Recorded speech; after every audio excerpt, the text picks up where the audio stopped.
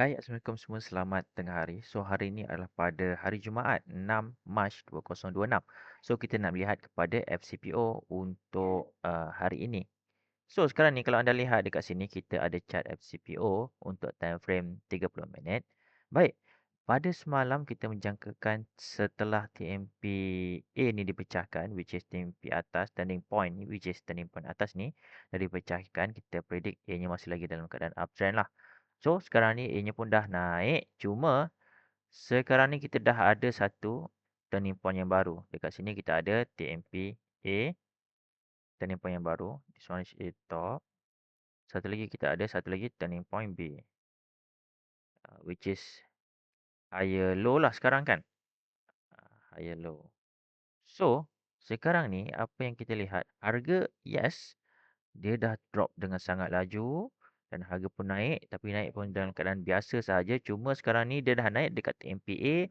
Cuma dekat sini kita ada sedikit cautious, sedikit berhati-hati sebab kita adanya satu cancel seperti satu reversal punya pattern lah dekat sini. Candle pun tak berapa solid sangat. Dia seperti uh, seperti shooting star tapi shooting star yang versi yang kurang kurang cantik lah. Okay, sebab dia long upper shadow dekat this one. And then kemudian I can say this one seperti like spinning top. Ataupun dia hampir-hampir macam doji cuma ada body sikit. So dekat sini pun dia macam I can say now is part of indecision lah. Decision tu belum ada, belum diketahui ketika ini. So sekarang pun 12.9 minit which is lagi 20 minit untuk harga nak close dan hari ni pun hari Jumaat. So kemungkinan mereka kebanyakannya berhati-hatilah.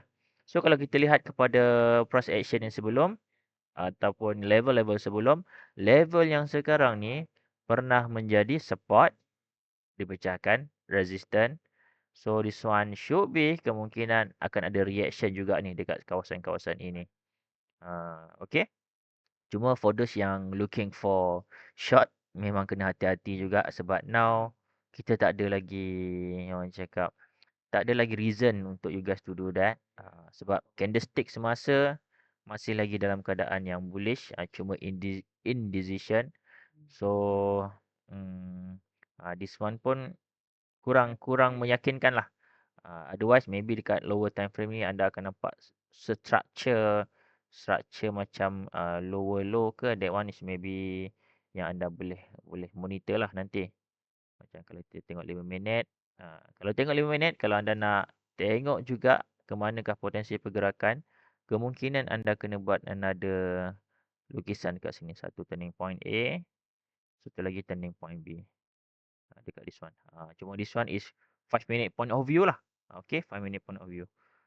So maybe boleh monitor, boleh set alert lah for kedua-dua side. Cuma bagi saya sekarang ni saya lebih gemar untuk menunggu sesi petang nanti macam mana pada sesi 2.30. Okay, untuk trading hari ni. This one aku nak menunjukkan bawah tak? I mean you nak kena tengok masa tu pukul 2.30 tu nanti. Now masih lagi I can say indecision lah. Kita tak tahu nak ke mana. Based on candle ni pun kita boleh tahu dah. Kebanyakan trader pun tak pasti buy ke or sell right now. So kita kena menunggulah sama-sama untuk petang ini. Baik. So insya-Allah kita tengok update nanti macam mana. Semoga bermanfaat. Assalamualaikum dan salam sejahtera.